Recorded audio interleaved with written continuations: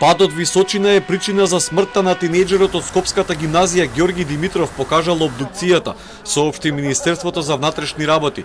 Случајот крена многу прашина во јавноста, но и шпекулации на социјалните мрежи. Според една од нив, смртта настапила како последица на подметната дрога во пијалок во кафуле, но такво нешто барем засега се отворило од МВР.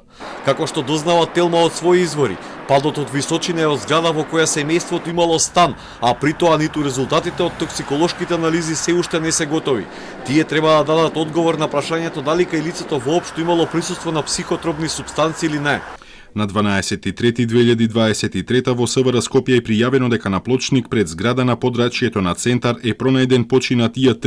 Извршен е увид од полициски службеници и по насока на јавен обвинител телото е дадено на обдукција, при што е утврдено дека починал поради повреди настанати од пад од висина. Веста дека на момчето му била подметната дрога во кафуле на социјалните мрежи ја сподели универзитетската професорка Виолета Ачковска.